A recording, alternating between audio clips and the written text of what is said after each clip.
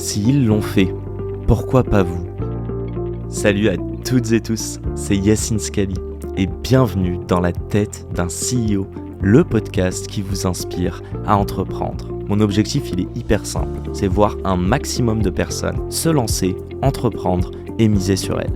On sort une interview tous les lundis, donc n'hésitez pas à vous abonner dès maintenant. Et pour nous soutenir, ça vous prend 30 petites secondes. Je vous demande de nous laisser une note et un commentaire sur les plateformes d'écoute de votre choix. Encore une fois, un grand merci de nous écouter et n'oubliez pas, s'ils l'ont fait, pourquoi pas vous? Bonne écoute à toutes et tous. Salut à toutes et tous, c'est Yacine, bienvenue dans ce nouvel épisode de Dans la tête d'un CEO. Alors, dans le monde de l'entrepreneuriat, pour capter la valeur, une bonne manière, c'est de revendre ses parts. Est-ce que je peux dire que je suis avec, j'allais dire, un millionnaire? Quelle intro, Antoine. Pas mal. Ouais, écoute, non, on avait dit qu'on partait pas là-dessus, c'est ça? Ouais, mais bon, direct, faut croire que j'ai une mémoire très quoi. Non, raconte, t'as monté une boîte, ouais. C'est assez intéressant pour moi, parce que la petite particularité, c'est que tu l'as revendue, mais t'es toujours aux manettes. Exactement. Qu'est-ce que t'as revendu? Allez, on va pas demander combien t'as sur ton compte, ne t'inquiète pas. Ok, allez, ça je le garde pour moi. J'ai revendu une boîte qui s'appelle Payplug, qui fait du paiement en ligne, en magasin pour les commerçants, qu'on a monté avec Camille, mon associé au départ, en 2012, qu'on a revendu à BPCE en 2017, qu'on a fusionné avec une autre fintech en 2023. Et je suis toujours aux commandes, effectivement, après toutes ces années. Et donc ça fait quoi, 13 ans d'existence? 13 ans, ouais.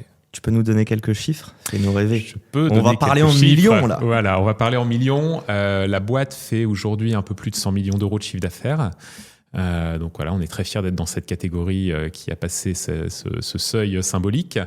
On est à peu près 350 aujourd'hui chez Payplug. À Paris?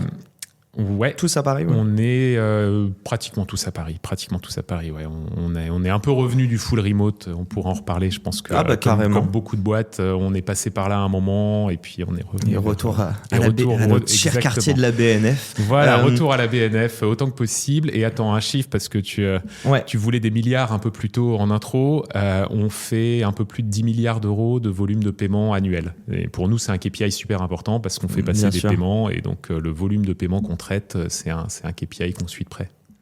En termes de business model, vous prenez un cut sur ce volume-là? Ouais. Alors d'où l'importance. Voilà, exactement. Okay. En fait, ce qu'on gagne est directement lié au volume de paiement qu'on traite. C'est un modèle classique dans la fintech, c'est même un modèle dans les marketplaces, c'est un modèle assez classique aujourd'hui dans beaucoup de business. On prend une toute petite proportion des volumes de paiement qu'on traite. Est-ce que cette proportion est publique ou pas? Alors oui, tu vas sur le site payplug.com, il y a des tarifs publics et après, dans certains cas, on a des tarifs négociés aussi. Mais en fait, c'est une particularité de Payplug aujourd'hui, c'est qu'on traite du petit commerçant jusqu'au très grand commerçant. Tu vois, on a parmi nos clients, on a VP par exemple qui est un très gros, on a Maison du Monde, on a même du Alibaba, tu vois, un gros chinois, international, gros international. On a fait les paiements de la billetterie des JO, donc on a des gros comme ça, tu vois. Et on a aussi plein de petits marchands. En fait, on traite vraiment tout le spectre. Et donc, forcément, pour du petit marchand, on va avoir des choses clés en main. Tu t'inscris, tu choisis ton tarif. C'est du SaaS assez classique, complètement en self-care.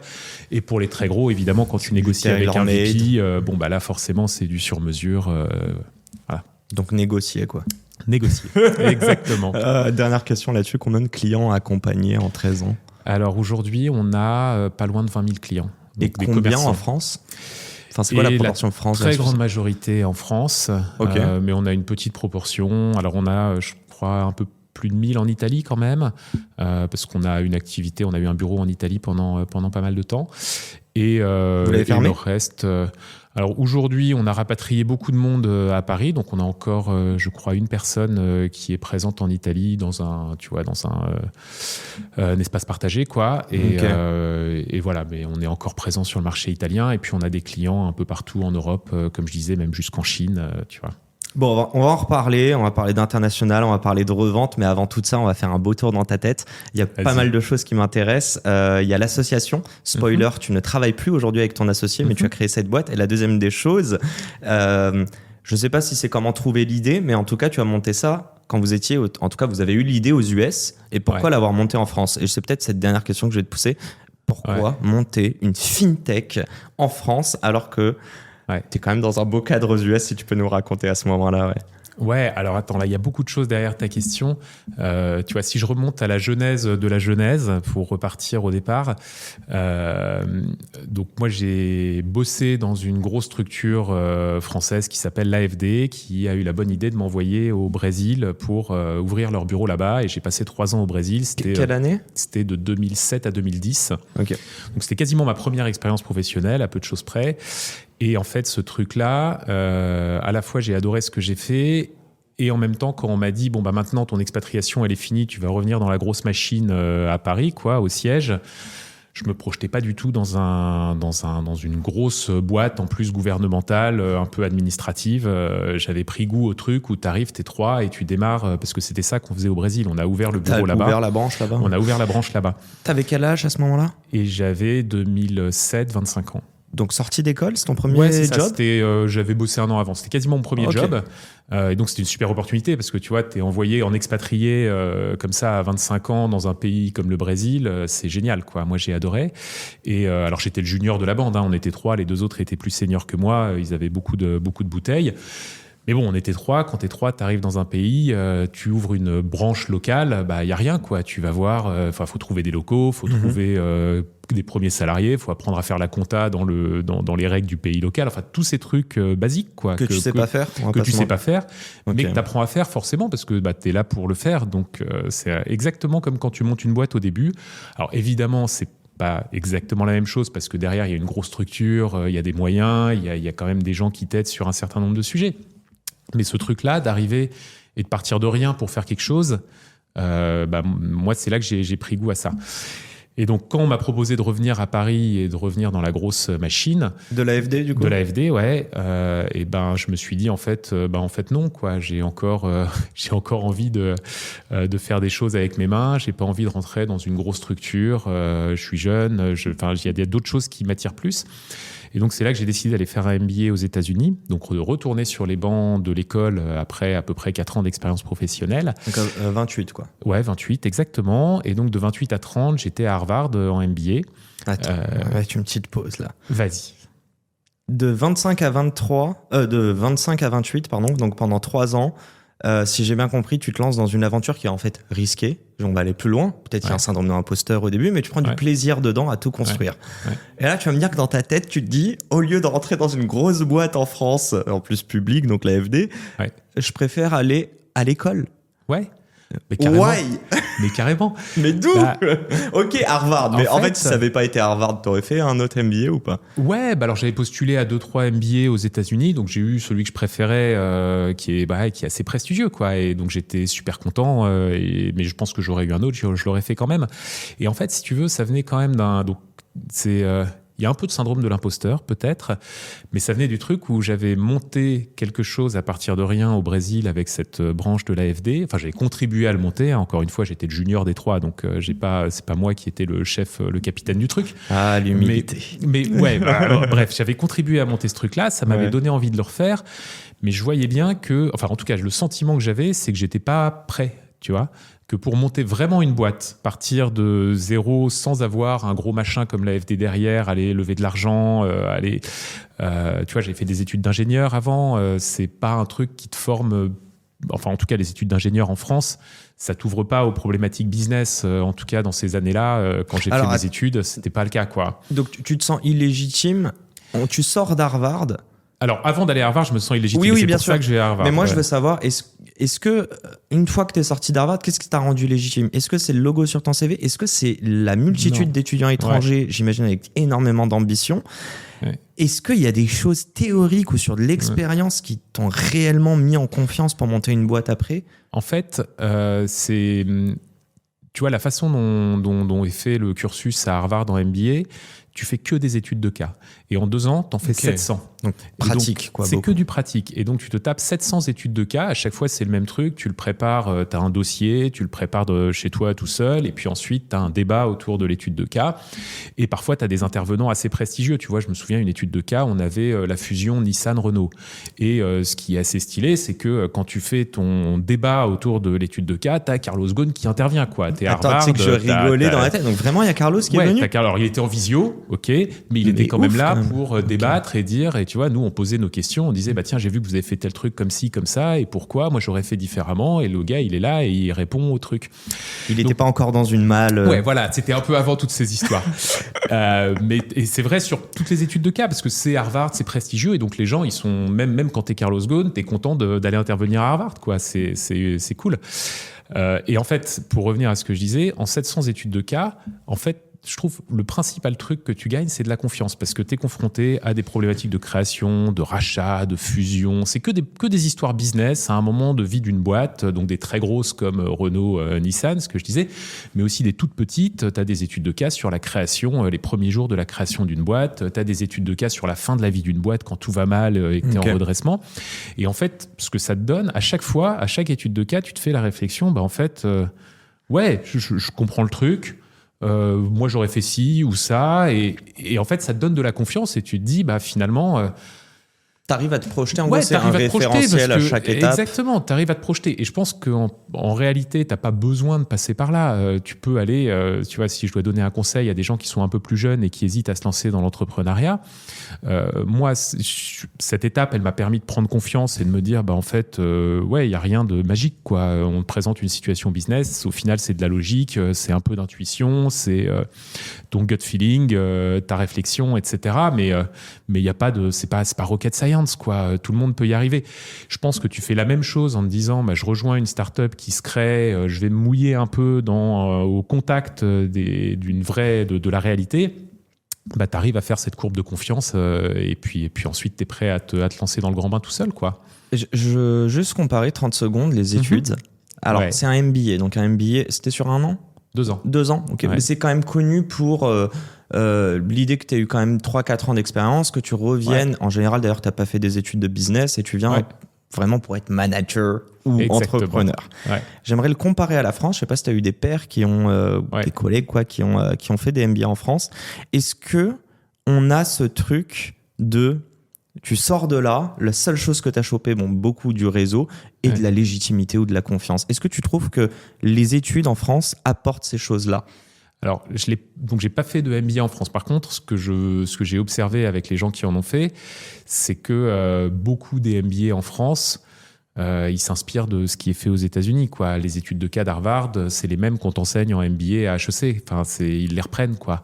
Et puis ils en font d'autres, hein, mais ils sont quand même, ils s'inscrivent derrière les grands MBA américains qui sont un peu ceux qui ont inventé toute cette méthode autour des études de cas et qui marche vachement bien. Et le mindset suit ou pas? L'état d'esprit. En fait, le mindset, tu vois, je pense que c'est assez différent. Et moi, c'est une des raisons pour lesquelles je suis revenu en France. C'était ta question du départ à laquelle j'ai pas répondu d'ailleurs. Tu me disais, pourquoi la France? Ouais. Mais ouais, en fait, tu vois, quand j'étais aux États-Unis pendant ces 2 ans de MBA, je me suis dit, les mecs, ils sont quand même vachement forts, quoi. Parce qu'en fait, comme c'est un format étude de cas, t'es à 90 dans une pièce et tu débats de ton étude de cas, machin. Et les mecs sont bons, ils s'expriment, ils sont convaincants, ils sont hyper convaincants, ils ont un degré de confiance en eux qui te met n'importe qui par terre.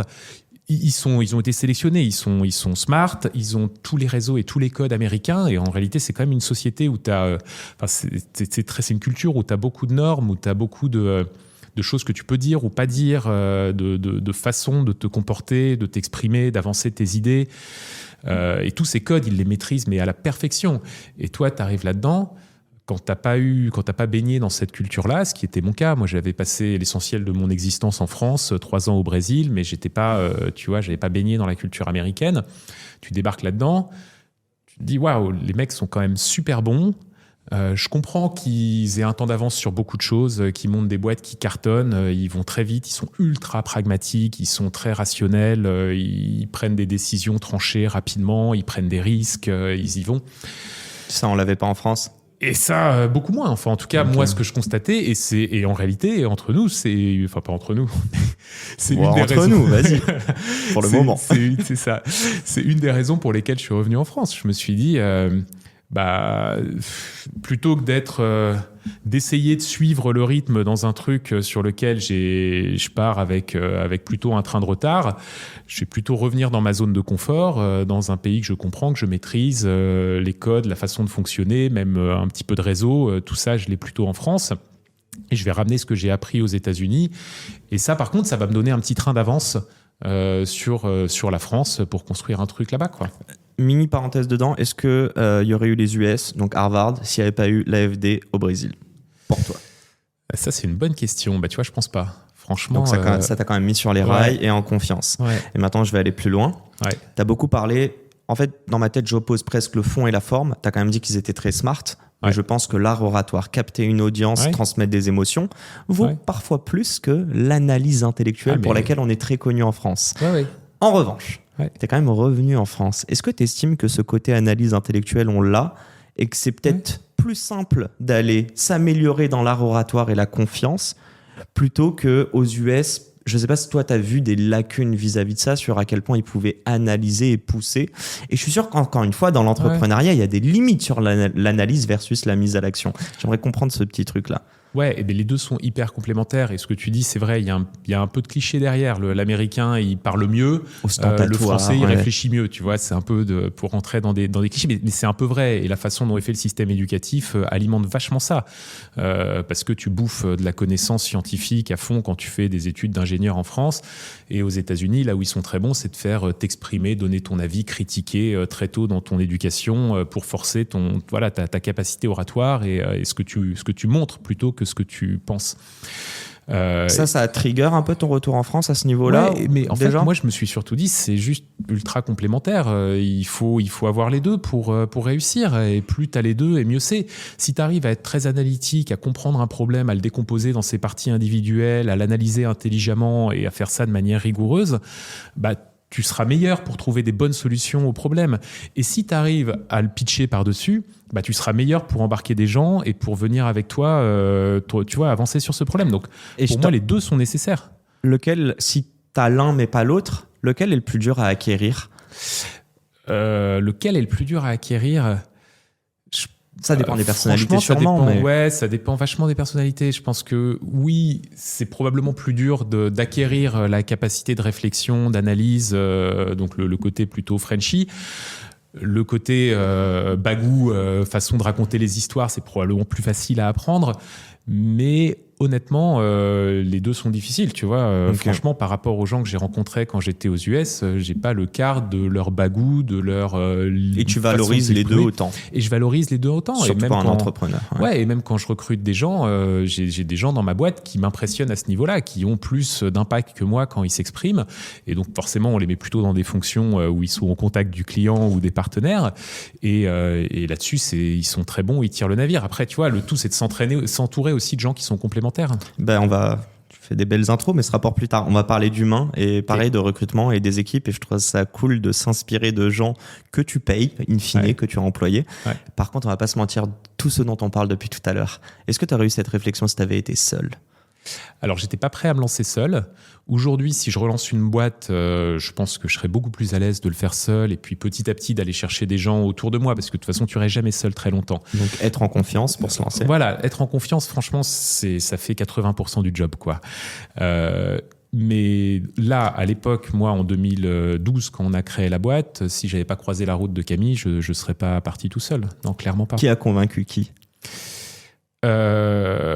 Qui a convaincu qui? Alors l'idée c'est lui au début, mais en fait l'idée elle a tellement évolué qu'après c'était lui qui était le plus convaincu et moi j'avais très envie de me lancer dans une aventure entrepreneuriale et en fait je me suis dit l'idée on verra bien parce que tu vois en fait pour te refaire un peu le truc 2010-2012 donc l'époque où on faisait notre MBA aux États-Unis c'était vraiment le summum de la lean startup, quoi. À l'époque, tout le monde parlait que de ça. En France, aux US, bien sûr. Aux US, France, on a la lean startup, Max, voilà, c'était vraiment le dogme, quoi. À limite, on était à la limite de ça. Et donc, tous les tous les cours, toutes les interactions, toutes les études de cas qu'on avait sur des sujets entrepreneuriaux, t'en revenais toujours à ces principes de Lean Startup qui, basiquement, ça te dit, en gros, le plus vite tu peux mettre un produit entre les mains d'un client, le mieux c'est, parce qu'à partir de là, tu itères et t'améliores, et donc au début, tu fais du fake until you make it, tu vois, le truc le plus basique possible. Le seul truc qui compte, c'est tu mets très vite un produit dans les mains d'un client et ça va t'apprendre des trucs, et à partir de là, tu vas itérer. Donc on était très dans ce truc-là, et en fait, dans ce truc-là, ce que ça te dit aussi, c'est que tu vas pivoter 10 fois, peu importe. Tu vas lancer un premier truc, ça va pas marcher, tu vas prendre des feedbacks, tu vas le faire évoluer. Donc l'idée en tant que telle, elle n'avait pas vraiment d'importance. Il fallait juste une étincelle pour commencer à allumer la mèche. Ce qui était important, c'était plutôt la personne avec qui le faire. Parce que ça, c'est le truc qui n'allait pas changer. Tu vois, et ça, j'en avais pas mal conscience. Et en voyant Camille, on a passé 2 ans ensemble pendant ce MBA, donc on se connaissait un petit peu. Après, on est 1000 dans un MBA comme ça, donc on se connaissait pas non plus de fou parce qu'il y avait beaucoup d'autres gens et on n'était pas dans les mêmes classes. On était 10 Frenchies. 2 sur 10, ça va. Ouais, on se croisait pas mal, mais tu vois, juste comme ils essayent d'éclater, pour faire simple, tu as 10 classes de 100 et ils essayent de mélanger au maximum. Donc tu avais un Frenchie dans chaque classe, quoi. Donc on n'était pas dans les mêmes classes, mais bon, on se croisait, on se connaissait, on avait fait 2-3 trucs ensemble. C'est mon petit kiff. T'es allé visiter les dorms de Mark Zuckerberg dans le film Non, alors je suis allé dans la partie d'Harvard de Mark Zuckerberg, effectivement, parce que c'était vraiment pas loin. Social Network. Voilà, The Social Network. Et dans ma classe, il y avait des gars qui le connaissaient bien, parce que c'était les mêmes années, tu vois. Il a mon âge, Mark Zuckerberg. Donc c'est quelle année ça, pour Mark? Lui, en fait, il a fait un bachelor là-bas. Il a pas fait un MBA comme nous. Donc moi, les gars qui étaient avec moi, ils étaient avec lui dans ses premières années d'études. Et eux, on continue. Donc, je sais plus, c'était au début des années 2000, un truc comme ça. T'étais sur Facebook à l'époque? J'étais assez tôt sur Facebook, et surtout à l'époque, justement, 2000, quand j'ai fait mon MBA, donc 2010-2012, c'était le moment où là-bas, mais tout le monde était sur Facebook. T'avais qu'un seul réseau social, quoi, LinkedIn, tout ça, même LinkedIn, même Twitter, même ces réseaux-là, ils n'étaient pas encore aussi. Donc toute la classe à Harvard était sur Facebook. En plus, c'était un gars d'Harvard qui avait monté le truc, donc t'étais obligé, quoi. Il y avait pas, t'étais obligé d'être sur Facebook. Donc c'était assez marrant cette époque. Deuxième volet du Social Network, j'ai vu ça qui doit arriver. Très bon film pour toutes les personnes qui veulent il faut le voir, qui veulent monter une boîte et comme quoi, mais tellement belle intro. L'idée vaut rien, tu peux la voler à 2 frères. Bon, même s'ils deviennent millionnaires avec des ils sont pas trop mal sortis quand même. Ils sont mis bien. Non, vraie question. Si l'idée vaut 1%, on l'entend beaucoup, l'exécution 99%, tu me dis que tu dois lancer une landing page et en fait très vite itérer. Et moi, dans ma tête, ça a fait tilt avec les 700 cas d'usage que tu as eu en 2 ans. Et je veux l'opposer encore une fois à la France en se disant qu'en France, on va essayer de créer le premier produit parfait plutôt que de se lancer très rapidement. Ouais, exactement. Est-ce que ce truc-là, et j'ai envie que tu parles aussi au nom de Camille, parce que je suis sûr que vous en avez parlé à 2, est-ce que sans Harvard, vous auriez monté aussi rapidement un premier produit sans forcément être convaincu même de l'idée?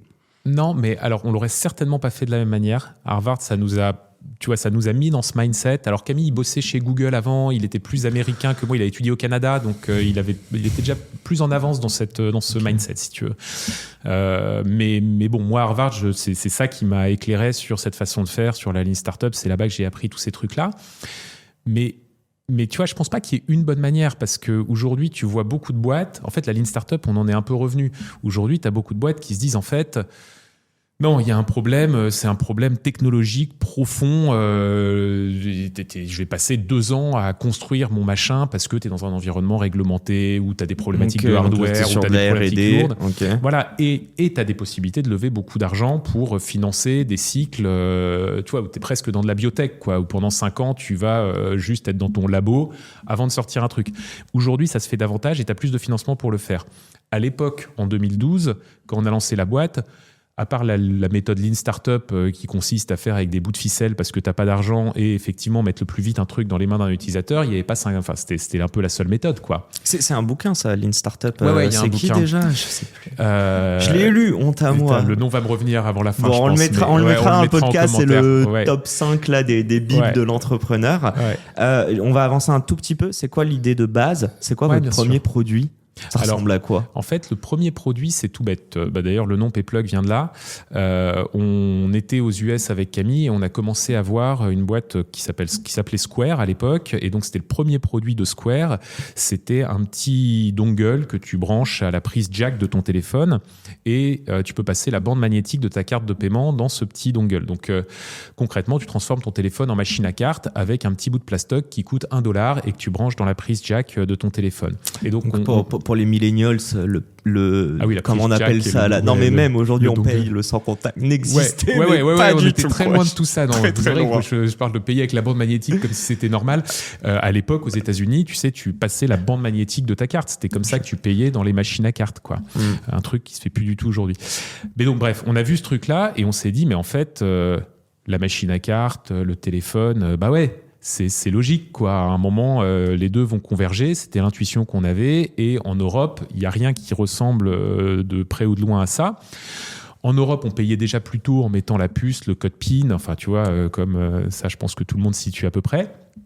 Donc, on va s'inspirer de cette idée et Payplug, l'idée, on va faire un petit machin en plastique qu'on va brancher derrière l'iPhone et puis dedans, on pourra glisser une carte et transformer l'iPhone en machine à carte. Donc, les cibles, c'est des commerçants de rue, tout petits commerçants, le chauffeur de taxi, le gars qui vend sur le marché, enfin vraiment le tout petit. Qui accepte la carte déjà à ce moment-là justement, ou pas qu'il acceptait très très peu à l'époque. D'accord. Qu'il acceptait très très peu. Donc, vraiment ouverture de. Exactement. Et on se disait, on va équiper. Voilà. C'était l'idée initiale. Et donc, on va équiper le tout petit commerçant avec un truc qui, jusqu'à maintenant, était plutôt trop compliqué pour lui parce que le TPE, le contrat monétique qui va avec, tout ça, c'est quand même un truc de vrai commerçant établi et c'était encore plus compliqué à l'époque. Donc, quand tu es tout petit, tu t'embarques pas là-dedans. Donc ça, c'était l'idée initiale. Et en mode Lean Startup, très vite, on a bricolé un machin qui tenait vaguement la route et on a commencé à le mettre entre les mains de premiers clients. Mais si tu veux, un truc qu'on a réalisé, le pivot, il s'est fait au bout de quelques mois. Cette idée, elle n'a pas duré plus de quelques mois. Et le pivot, il est venu du fait qu'à l'époque, tu faisais pas des levées en seed à 5 millions. Nous, on a fait un seed, notre toute première levée de fonds, on a levé 400 000 €, on était les rois du pétrole. En France ? Ouais, en France. Pourquoi vous n'avez pas levé aux US ?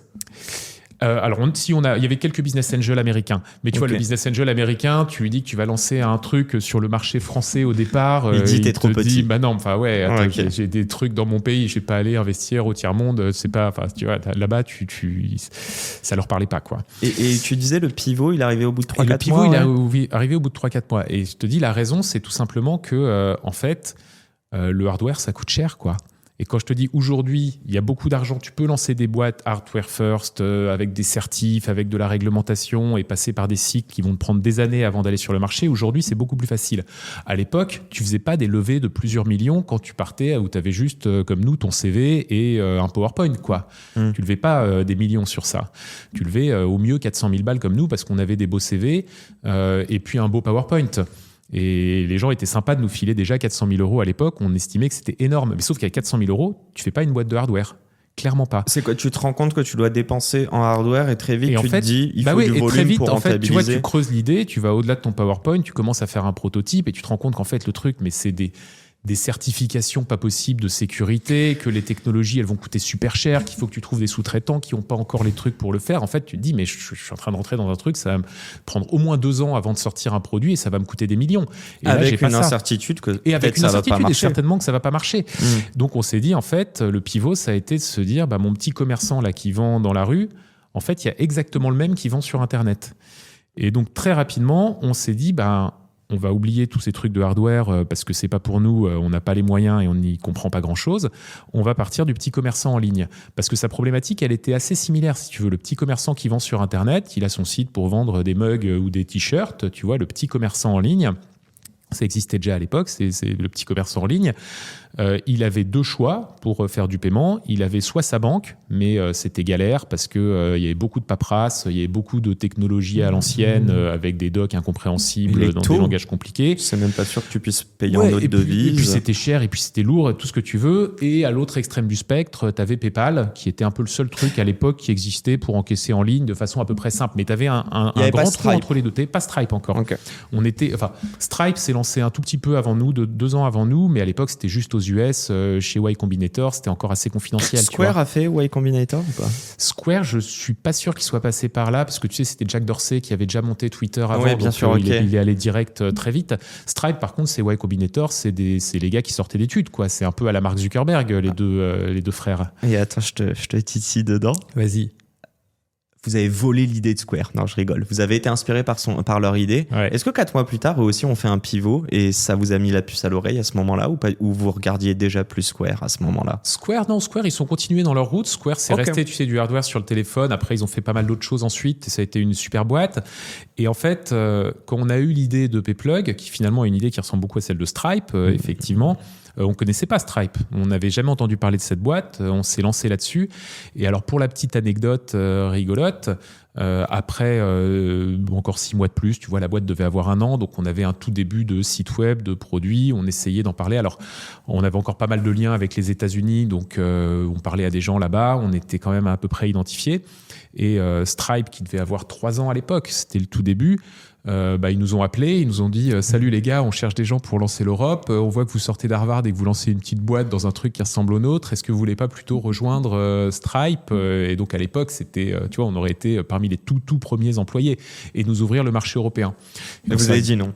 Et on a dit non. Et on s'est regardé avec Camille, on a dit attends, nous on veut monter notre boîte, quoi. On veut pas, la boîte elle a même pas 1 an, quoi. On veut pas rejoindre une grosse, pour nous c'était déjà une grosse boîte Stripe par rapport à nous, ils avaient quand même déjà un peu d'avance. Mais attends, vous rejoignez BPCE quelques années plus tard. Et on rejoint, ouais, mais c'est nettement plus tard quand même, c'est pas la même histoire. Non mais très intéressant. Est-ce que vaut mieux monter ta boîte et la faire croître pendant, donc vous l'avez revendu quand à BPCE? On l'a revendu en 2017. Donc la boîte avait déjà 5 ans, ouais, 5 ou ans. Plutôt la revendre au bout d'1 an à une licorne, enfin une future licorne. Non mais je suis très intéressé. Je sais pas si tu peux analyser ça aujourd'hui. Est-ce qu'en termes de valeur de capitalisation, ça aurait été plus intéressant avec la même trajectoire Payplug, mais qui rentre plutôt très tôt chez Stripe versus plus tard avec BPCE? Tu peux le regarder sous plusieurs angles. Si tu le regardes d'un point de vue purement financier, alors effectivement, à l'époque, ils nous proposaient des parts de Stripe sur des valos toutes petites. Stripe, récemment, ça a été valorisé près de 100 milliards. 100 milliards. Ouais, donc ça donne le tournis. Forcément, d'un point de vue financier, je pense que ça aurait été une bonne opération. Là, t'aurais été milliardaire, tu vois. De Stripe aussitôt dans leur aventure, tu vois. Okay. D'un point de vue financier, ça aurait probablement été mieux avec Stripe, tu vois, si on avait pris des parts de Stripe à l'époque et que je les avais encore aujourd'hui. Mais tu vois, tu peux refaire l'histoire 10 fois. Et peut-être que Payplug serait mort entre-temps. Non, mais c'est aurait sûr. été aspiré. Ah bah oui, non, mais c'est sûr, c'est ce qu'ils nous proposaient. Par contre, Stripe qui te propose une sorte d'association au rachat te met de ouf en confiance, non, j'imagine. Mais alors, c'est déjà exactement. Ça nous a donné vachement confiance. Exactement, c'est ça qui s'est passé. On s'est dit, c'est quand même... Parce que tu vois, t'as l'aspect financier, mais t'as aussi l'aspect qu'est-ce que t'as envie de faire de ta vie. Et nous, à ce moment-là, le rachat par Stripe, c'était ce qu'ils appellent un acqui-hire. Ça veut dire, on bazarde tout ce que t'as fait, on vous rachète juste pour vous embaucher, quoi. Et vous allez vendre du Stripe en Europe. Enfin, tu vois, votre petit produit que vous avez à peine commencé à développer, votre petite équipe, tout ça. En fait, quand on te dit ça. Ouais, en fait, tu te dis, c'est une embauche très bien payée dans une grosse boîte, quoi. Et nous, ce qu'on voulait faire, c'était un projet entrepreneurial. On voulait monter une boîte. Donc, c'est pas le même projet. C'est quoi quand tu dis monter une boîte, laisser un projet entrepreneurial? Je vais aller plus loin. Très pompeux, mais en vrai, est-ce que c'était laisser votre trace? Je sais pas, c'est plus... Payplug est indépendant en termes de marque aujourd'hui versus BPCE. Ouais, on a encore, exactement, on a encore cette marque, on a encore un degré d'autonomie assez fort dans le groupe, on pourra y revenir, mais donc t'as cet aspect de construire un truc avec tes mains. Je sais pas si c'est laisser une marque, parce que tu vois, quand tu prends un pas de recul...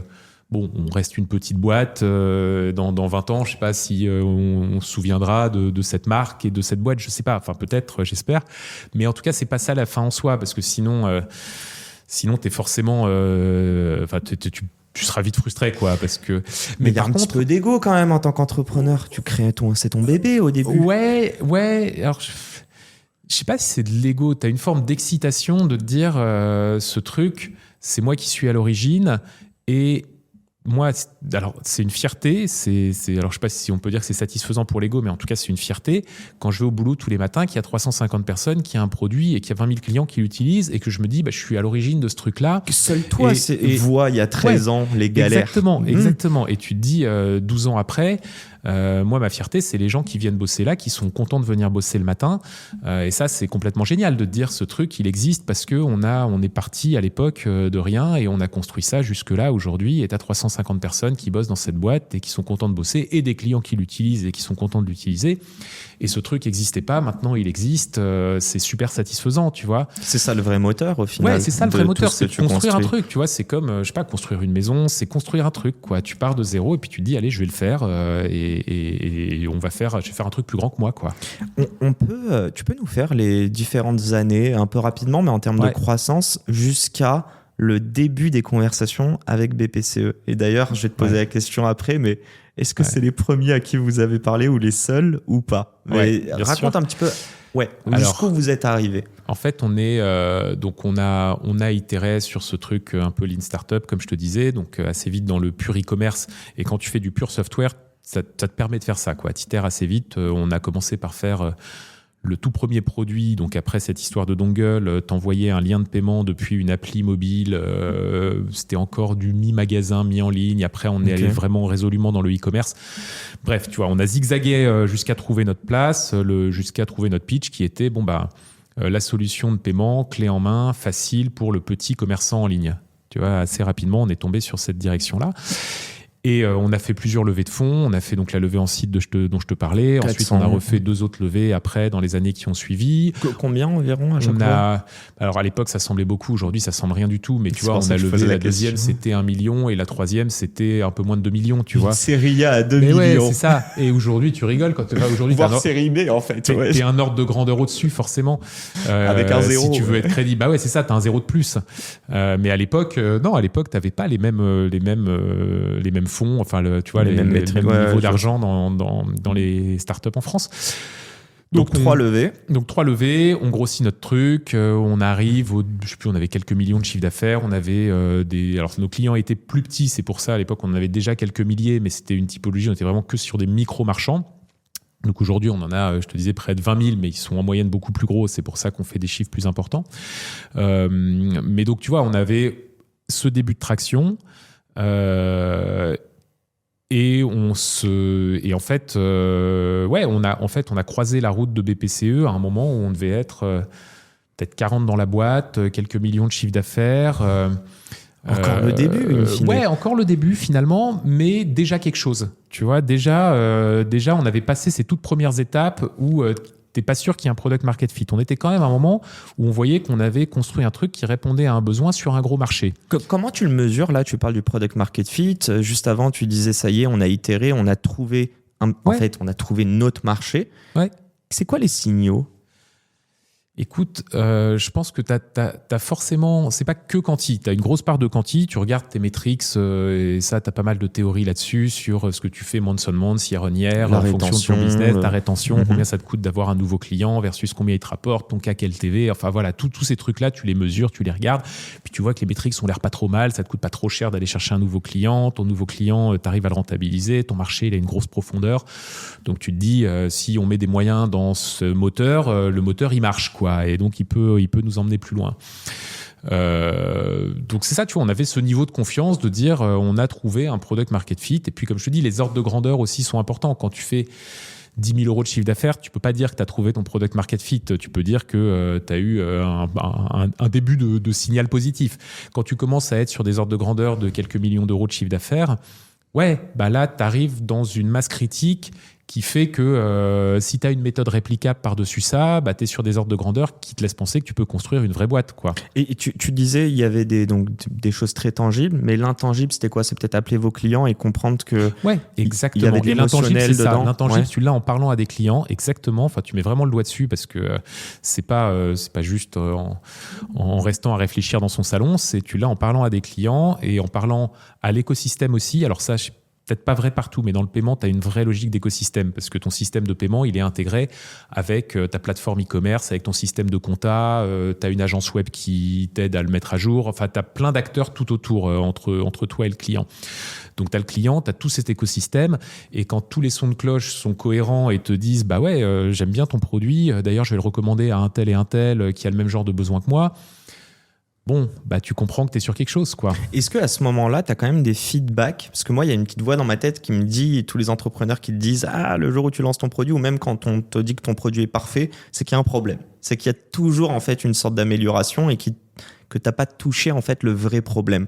Ouais. Est-ce que quand vous avez ces signaux verts, tu as quand même un visu, une perspective sur toutes les choses que vous pouvez améliorer pour aller chercher encore plus? Ouais. Donc là, tu te projettes de ouf. Ouais, et surtout, mais attends, nous, une particularité de notre secteur, c'est que on est passé assez vite de ce qu'on appelle un blue ocean, tu sais, c'est-à-dire un marché où il y a personne et où tu peux. Un blue ocean.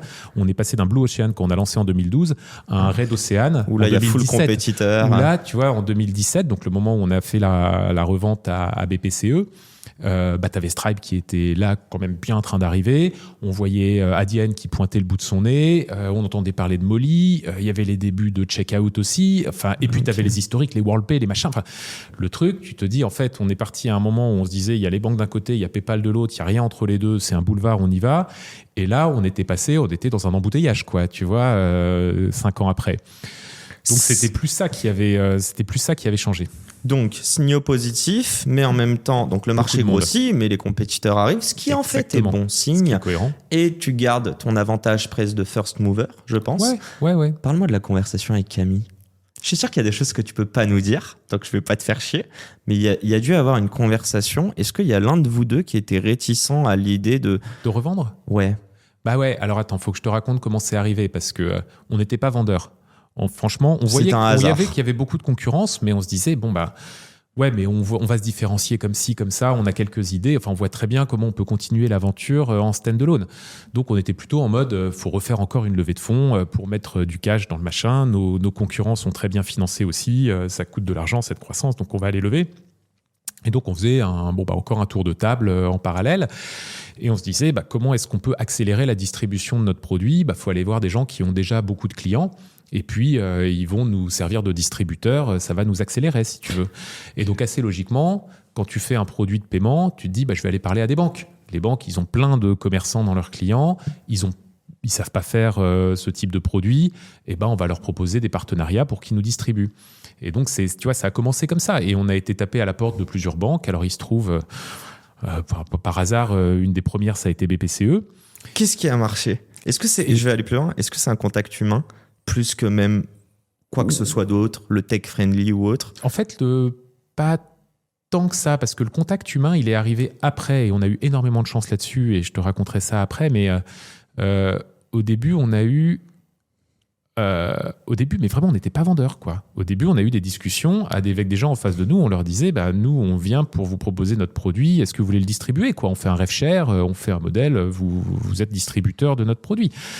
Et en fait, ce qui s'est passé, ce qui est assez marrant, à l'époque, BPCE, le patron s'appelait François Pérolle, et François Pérolle avait fait une virée dans la Silicon Valley quelques temps avant. Il avait vu Stripe, il avait vu un peu ce qui se passait dans le monde des paiements, et il s'était dit, en fait, et pour le coup, franchement, il était visionnaire là-dessus, parce qu'il n'y a pas beaucoup de banquiers qui se rendaient compte de ça en 2017, quoi. Aujourd'hui, évidemment, il y a beaucoup de choses, mais en 2017, il s'était dit déjà... ces gens-là qui arrivent tech first, tu vois, qui ont une ADN très différente de nous, qui viennent de ce monde de l'entrepreneuriat et de la tech, ils vont nous bouffer sur des métiers historiques de banquiers comme le paiement. Et lui, il a été smart. Et lui, il a dit à toutes ses équipes, il a dit à toutes ses équipes, il faut qu'on ait un moyen de répondre à ça, quoi. Il faut qu'on ait nous aussi un actif dans le groupe BPCE qui nous permette d'être concurrentiel, d'être compétitif sur ce marché. Et donc, tous les gars à qui on parlait, nous, dans nos discussions, est-ce que vous voulez bien nous distribuer ? Ils commençaient à avoir la petite musique dans la tête. En fait, peut-être qu'on a en face de nous la boîte dont on a besoin d'un point de vue, tu vois, plus stratégique, moins commercial, mais plus stratégique. Donc, ils avaient tous un peu ce truc de, au début, partenariat, mais très vite, ils voyaient un potêl de bien plus gros long terme. Ils voyaient un truc de beaucoup plus. Et avec Camille, à ce moment-là, nous, pas du tout, vraiment. On se disait, non, on n'a pas envie de se faire racheter aujourd'hui. Indépendance. Indépendance. On était vraiment encore dans ce mindset. Et donc, les discussions ont duré assez longtemps. C'est devenu de plus en plus concret. Et puis, tu vois, tu as un moment où tu finis par être vendeur, quoi. Qui l'est le plus rapidement entre vous deux ? Est-ce que on peut dire aussi que c'est le début de la réflexion de la fin de votre association avec Camille ? Alors, en fait, je pense on l'a vécu un tout petit peu différemment entre Camille et moi. Parce que moi, tu vois, au moment où ça a commencé à devenir vraiment concret, où ils ont commencé à nous donner des chiffres, où on s'est dit, ah bah ouais, en fait, faut pas qu'on passe à côté, quoi. Et où moi, je me disais, en plus, ouais, je me vois bosser encore un peu avec ces gens-là. Ils comprennent ce qu'on fait, ils voient la complémentarité. D'où l'humain. C'est pour ça que je t'en parlais. Le début du truc un peu humain. Quand je pense à la boîte, je me dis, bah ouais, avoir un acteur comme BPCE derrière, quand t'es face à des gens qui sont énormes à côté, BPCE, ils parlent directement à Visa, à Mastercard, aux régulateurs. Ils ont des gros moyens financiers à nous apporter. Enfin, tu vois, pour la boîte en tant que telle, c'est pas un mauvais pari. Pour les actionnaires historiques, ils vont faire un super retour. Enfin, tu vois, je me disais, bon, bah là, il faut y aller, il faut le faire. Et Camille, un peu différent, jusqu'à la dernière minute, lui, il était, ce truc, ça n'arrivera pas. Ça n'arrivera pas parce que si je commence à me dire que ça va arriver, c'est une distraction et je vais pas faire les bonnes décisions pour la boîte parce que je vais prendre des décisions qui sont liées à cette opération. Et donc Camille, il était très fort pour ça. Jusqu'à vraiment la fin, il se disait, ça n'arrivera pas. Et toi, tu te disais quoi du coup ? Et moi, à ce moment-là, je me disais, ça va, si, c'est en train d'arriver, là. Laisse-moi être riche. Là, c'est en train d'arriver, ça va arriver. Mais tu vois, Camille, il disait ça, il se forçait à le dire, parce qu'il voyait bien que c'était en train d'arriver. On était dans des discussions avec des avocats, on était en train de faire un deal, quoi. C'était en train d'arriver. Mais en fait, lui, c'était une vision très rationnelle de dire, il faut pas que ça porte préjudice à la boîte si ça n'arrive pas. Et comme on n'est pas en contrôle parfait, parce que tu as deux parties à une transaction et l'autre partie, elle peut te faire faux bond à n'importe quel moment. Donc, comme on ne contrôle pas ça, il ne faut pas qu'on se distrait et il ne faut surtout pas que ça porte préjudice à l'équipe, à l'envie, à la trajectoire, à la vision produit, etc. Donc, je ne me distrais pas, je reste sur ma trajectoire, etc. Il faut qu'on fasse un tour dans ta tête, il ne nous reste plus masse de temps. Moi, je veux te titiller. Il y a le rachat. Déjà, tu peux nous dire très rapidement, entre 2017 et aujourd'hui 2025, 8 ans plus tard, vous êtes passé de combien à combien, juste en termes de CA ? En termes de CA, ouais. On est passé de quelques millions à plus de 100 millions. Donc quand tu dis quelques millions, on est à plus ou moins de 10 ? On est à moins de 10. Ok, donc vous faites x10 quand même. Ouais. Facile, c'est pas mal. Ouais. Pas de regret là-dessus. Non. Deuxième question. Tu te retrouves avec des mecs en costard-cravate. Moi, je te dis ça parce que ça me fait rire. Je me rends compte que depuis tout petit, mes parents me disent non mais les vacances d'été ça n'existera plus, mon fils tu vas devoir te lever tous les matins à 7h du mat, et moi le mardi quand j'ai tennis à 15-16h je leur envoie limite un message en mode c'est ça ma vie aujourd'hui. Donc je reviens là-dessus, et le costard cravate aussi, j'étais anti ça. Est-ce que t'as pas eu peur là-dessus ? Est-ce que tu n'avais pas des préjugés sur tes futurs collègues, voire employeurs ? Mais si tu veux, on avait tellement de préjugés, et ça pour le coup avec Camille, parce que tu vois, même au moment où on a revendu, alors Camille, ni l'un ni l'autre on savait combien de temps on se projetait en réalité, parce qu'on savait pas comment ça allait se passer. Tu vois, on a négocié un deal qui nous permettait de sortir au bout de 2 ans. Donc c'était quand même ça. Mais ça veut dire qu'on allait quand même y passer au moins 2 ans. Et en 2017, quand on s'est dit on va y passer au moins 2 ans, on n'avait pas envie que ce soit 2 ans horribles. Et on avait les mêmes préjugés que tout ce que tu décris. Le truc, les costards cravates, ils vont rien comprendre à ce qu'on fait, ils vont vouloir nous imposer plein de choses, ça va pas être adapté à une boîte comme la nôtre, etc. Et en fait, dans la négociation qu'on a eue, on a posé un cadre qui laissait... Pas de costard. Exactement. On a mis une clause, tu vois, dans le... Que des sneakers, c'est une table de ping-pong. Exactement, dans le deal. Non, mais mais c'était quand même l'esprit du truc, parce qu'on a mis beaucoup de clauses dans le deal qu'on a fait avec BPCE qui préservaient l'autonomie, l'intégrité, la capacité de piloter la boîte de façon relativement autonome du groupe. Parce qu'en fait, même BPCE, et c'est là qu'ils ont été super intelligents, ils ont compris qu'ils nous rachetaient parce qu'on était différents d'eux à tous les égards. Donc ils ne voulaient pas vous changer en fait. Et donc s'ils nous changeaient, ils allaient juste détruire la valeur qu'ils avaient rachetée. Stripe à l'époque voulait vous changer. Voulait juste vous choper et vous mettre en mode exécutant. Exactement. Mais parce que Stripe, c'était un gros pay-plug. BPCE, c'est pas un gros pay-plug. BPCE, c'est complètement autre chose. Et tout est différent. Tu vois, c'est une banque systémique, industrielle. Payplug, c'est un challenger pure tech.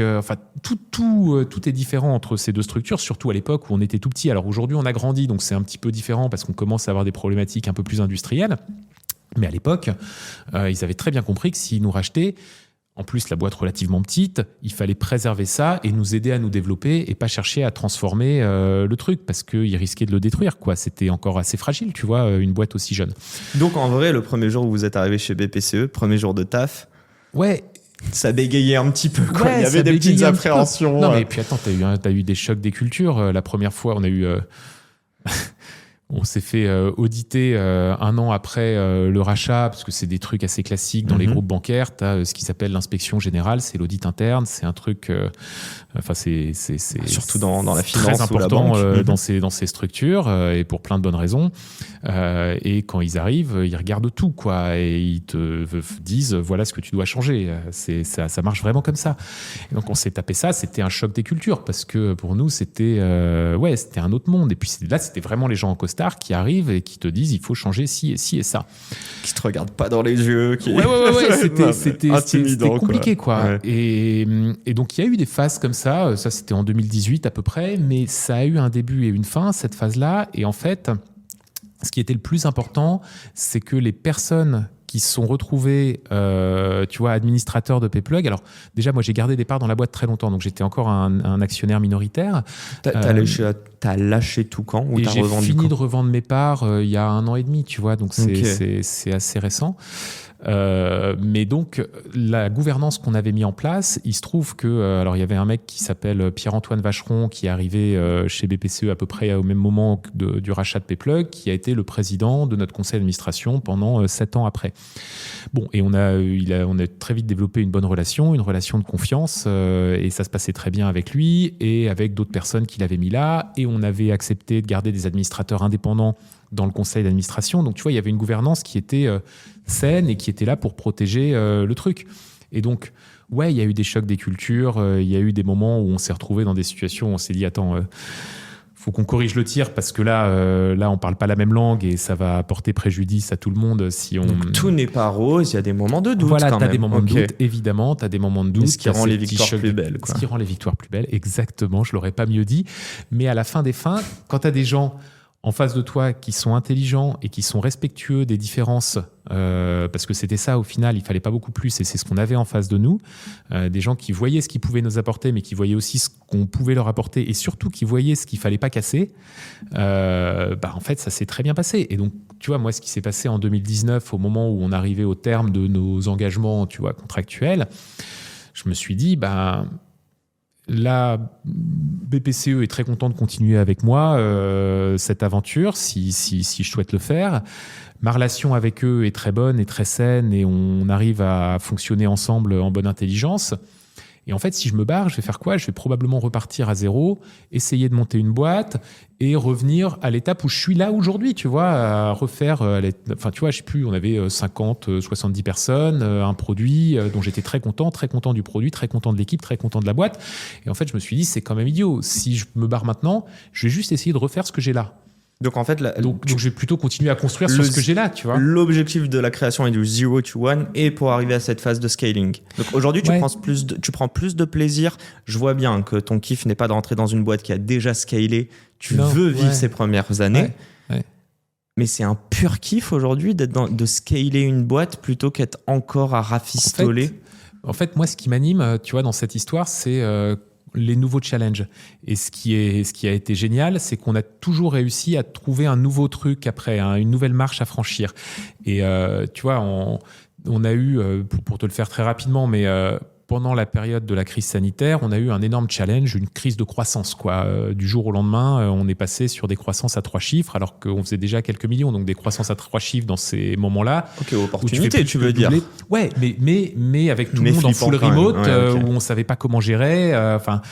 Donc ça, c'était un gros challenge. Après, on a décidé de fusionner Payplug et Dalenis, donc une autre boîte qui avait été rachetée par BPCE, une autre fintech, même plus grosse que Payplug.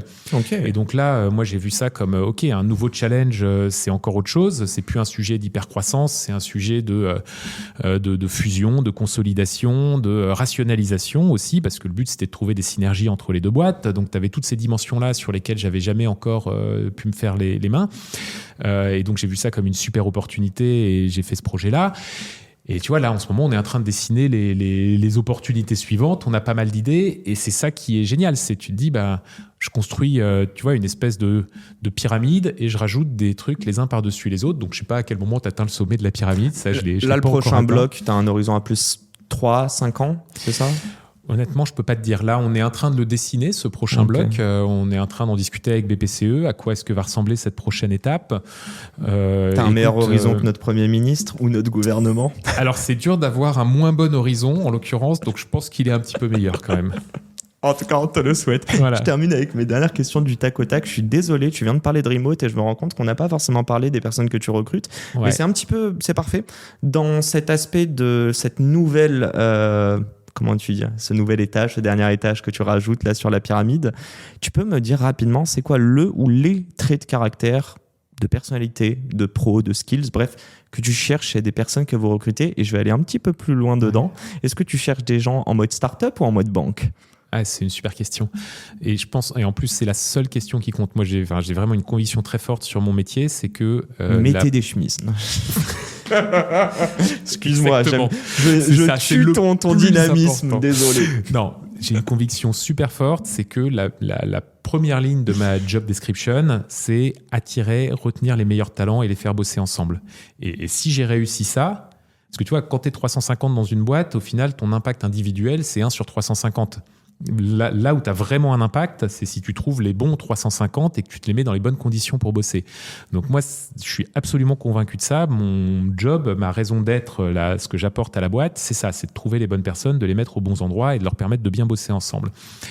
Et donc, et ce qui est compliqué pour un ingénieur au départ comme moi, c'est que le recrutement, c'est pas une science, c'est un art. Tu peux complètement te planter, tu peux gagner au loto et à chaque fois que tu essayes d'en faire une règle, tu vas te planter parce que tu vas trouver un contre-exemple à ta règle. Mais il y a quand même quelques trucs. Les trucs qui n'ont jamais changé, c'est des gens exigeants, des gens qui se remettent en question, qui ont ce mode solution, c'est-à-dire... Ouais, t'es créatif, tu trouves, t'as un nouveau problème, tu vas demander à ton pote, tu vas trouver une idée, tu vas passer à l'action, tu restes pas à l'arrêt quand tu vois cette forme de proactivité, de biais pour l'impact, pour l'action, qui est un truc super important, qui est la base de l'ADN entrepreneurial. Et ça, je pense que c'est un truc qu'on a réussi à peu près à garder au fil des années et qui est super important qu'on garde encore aujourd'hui. Ce qui a un petit peu changé quand même, juste, c'est le niveau de seniorité des gens qu'on recrute. Parce que... tu scales, quoi. Ouais, tu scales. Et puis même, on doit bosser effectivement avec une grosse banque au quotidien. Et il faut être capable de faire le pont entre les deux, de rester très agile, très tech-driven, beaucoup dans des codes de start-up. Et en même temps de travailler avec un monde beaucoup plus corporate et de bien comprendre ça. Et on est dans un métier qui est devenu de plus en plus expert avec les années. Donc en fait, on a besoin de gens qui sont plus seniors que ceux dont on avait besoin quand on a démarré l'aventure. C'est le seul truc qui a un peu changé.